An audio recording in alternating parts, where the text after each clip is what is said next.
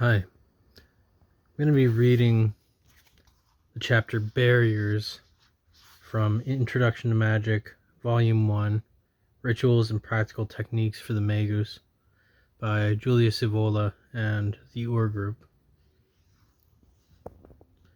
Leo, the author of this chapter, it was a contributor by the name of Giovanni Colazza. The contributors to this book wrote under pen names, members of the Ur Group, which was a magical working group. Anyway, let's get right to it.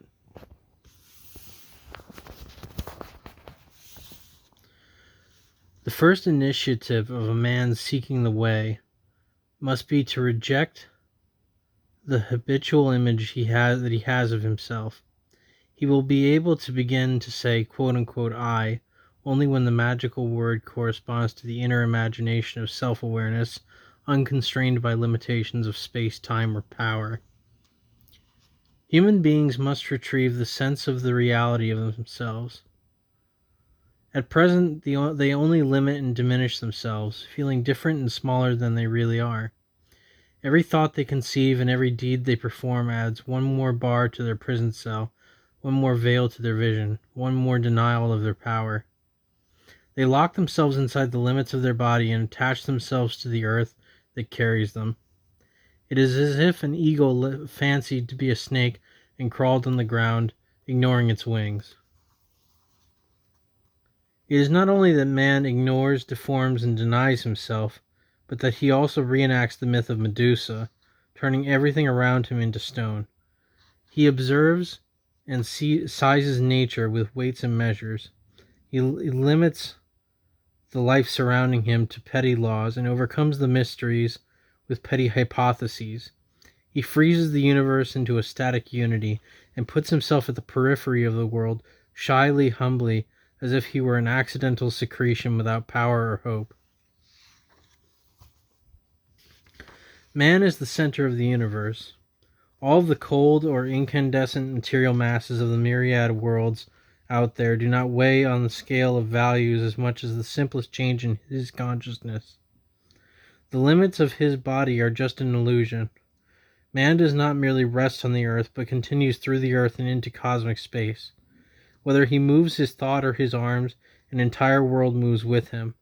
Thousands of mysterious forces hasten toward him in a creative gesture, and all of his daily actions are just a caricature of what really flows divinely toward him. Thus he should look around himself and free everything that surrounds him from its petrification. Before knowing it, he must imagine that there are conscious energies in the earth, in the waters, in the air, and in fire, and that so-called natural forces are just modalities of our own substance, projected outward. It is not the earth that makes the plant live, but the forces in the plant that draw from the earth the elements necessary for its own life. Something else needs to be grafted onto the sense of beauty of things, namely the sense of the mystery of things as an obscure and yet intuited reality. Not only must what we can see and know act in us, but the unknown must also be bravely affirmed and felt in all its power. We must emphasize the need for a special attitude to this point of view as to any other esoteric one. What matters is to inaugurate something that will often help along the way of spiritual development, namely a way of possessing a concept that amounts to more than merely understanding or remembering it.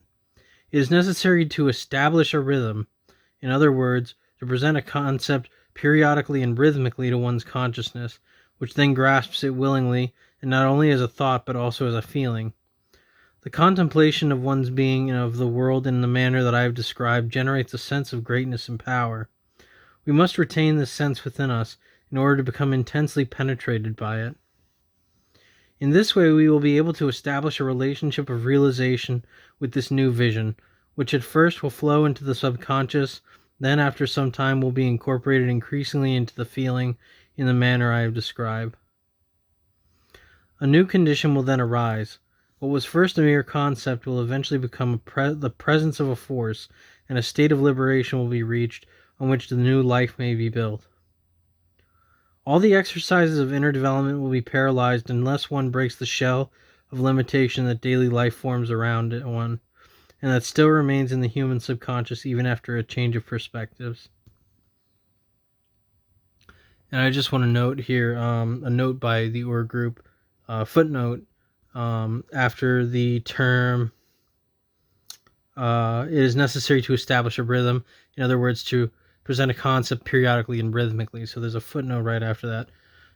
This is the footnote. This fundamental point, namely to introduce knowledge into one's body by means of a certain rhythm and until it is totally transfused, may explain why there are so many conceptually useless repetitions in Buddha's sermons, and also in magical prayers and invocations, and in the rational employment of breathing techniques in Hatha Yoga.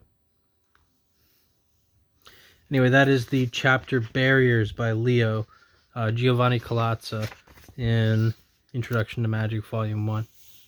Thank you.